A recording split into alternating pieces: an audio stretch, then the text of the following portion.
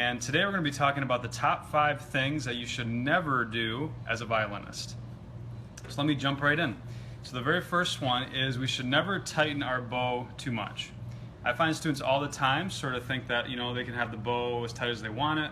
So some of them just start taking the screw at the bottom here, just sort of tightening and tightening, and they can actually make it to where the stick is totally straight. And we actually don't want the stick to be straight. We actually want it to be more on a camber, more on a bend. So right now my stick is too straight, so I'm going to loosen it up a little bit, lefty-loosey. And now my bow hair is a lot closer to the stick, and you basically want it to where when you play, you want to be as close as you can get to the stick without actually touching it. So what I want you guys to do is grab your instruments and just go ahead and play a little bit, and just try to pay attention to how close your bow hair is to the stick. So if you notice that it was almost not touching, that's perfect. If you notice that it was touching, then you're too close, you should tighten it a little bit. If you notice that you have a huge gap between the stick and the hair, then you should loosen your bow hair. So that's the number one thing to never do, as what happens is if you have your bow way too tight, you can actually cause it to warp to where the stick can actually sort of break. So we want to definitely avoid that. I found a lot of students that sort of leave their bow really tight in their violin cases. It can definitely cause damage, so be very careful and wary of that. Very good. All right, the next one, number 2, is never leave your violin in bad conditions. So what I mean by bad conditions is leaving it in the car when it's really hot. I've seen some students that have left their violin in their car for say even a day, and it's like 95 degrees outside, and nevertheless whatever's in the car. And in that sort of scenario, your violin can get really, really moist because of the humid conditions.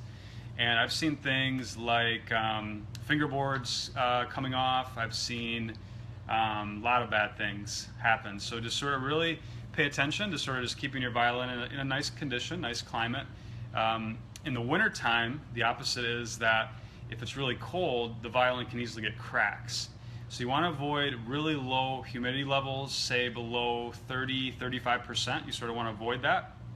So if you're finding yourself in a very dry and cold climate, I suggest a humidifier. I actually use 2 of them, and I put those in my room here where I have a bunch of violins, and it's very important to help my instruments stay healthy to where I'm avoiding getting instrument cracks and different things that can happen. So, number 3, do not rosin your bow too much. I see this all the time where students get sort of rosin happy, where they're playing the violin and they're not quite getting the sound that they want, so they sort of blame the sound that they're not getting as, I don't have enough rosin, so they start going crazy and adding more rosin onto the bow. So this is rosin for those of you guys that don't know, and this is actually used to help us sort of grab the bow hairs, or sorry, the strings on the violin, but too much of it can sort of cause it to not play properly. So this is me rosining my bow. The way that I can tell if I have enough rosin on my bow is I'm going to take the back of my finger and just swipe at the very bottom of the bow hair right here. And I want you guys just to take a look at how much rosin is on your finger. If you're finding that it's like totally white, then you need to take some rosin off. You have too much rosin on. If you're finding that there's nothing on your finger, that means that you should put some more rosin on. So normally every other practice session is sort of a good rule of thumb, but it really depends on how much you practice and how sort of aggressive you dig into the strings. If you find that your violin has a bunch of powder, a bunch of rosin all over it, first of all, take a dry cloth and wipe it down, because you don't want rosin to sort of stick to the violin. It can cause damage to the varnish. But that also can tell you that you probably maybe are using too much rosin. So try really hard just to manage that, as that's really important. By the way that you take rosin off your bow, never ever touch the front of the bow hairs with your hands. Take the back of your finger and sort of just swipe down behind the bow hairs. That's going to sort of create this cloud of dust, this cloud of rosin. My cat is having a whole good time here hanging out. This cloud of rosin, and that's much better than doing it from the front side. So make sure that if you're taking rosin off, do it from the back side. Very, very important. And ultimately you want to sort of avoid doing that if possible. All right, number 4 actually was related to what I just mentioned. So never touch the bow hairs with your hands. What can happen is the oils from your fingers can get on the hairs, and it can actually cause the hairs to get really dirty. So never just grab the bow like this, where your sort of whole hand is grabbing the bow. That's a really bad habit. Try to grab the bow always from the stick.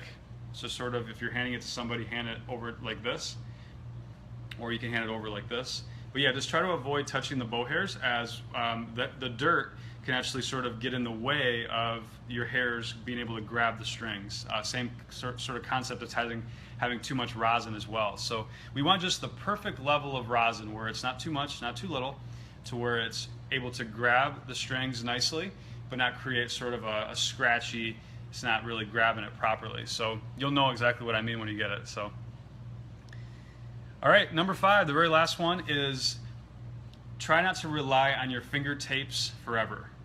So I find students sort of get in the habit of obsessing over their finger tapes. So finger tapes are basically stickers that can go on your instrument that sort of tell you where to put your fingers down. So when I'm looking down in my hand, I'm sort of paying attention to my finger tapes, you know, where these fingers have to go.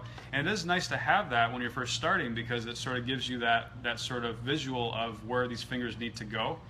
And you know, it's nice because the violin is fretless. You know, you have to put your finger in exactly the right spot. So finger tapes are definitely a good thing, but I find some students sort of obsess over them and sort of use them too much. So what I don't recommend is you guys to always be looking down at your finger tapes. Try to always pay as much attention as you can to the music, and then every once in a while look down at your finger tapes to see where you're at. One thing you can use is an actual tuner right on your music stand. That sort of can tell you if you're in tune as well. But yeah, I would say, you know, just every once in a while look at your finger tapes, but try not to obsess over it. I would do it more during scales than I would during an actual piece, if I was you guys. And I would say after about a year or two of using finger tapes, try to start taking some off. So take one off at a time. That's a really good habit, because yeah, if you don't, eventually you're going to be playing 5 years, 10 years and still have stickers on, and that doesn't look good. So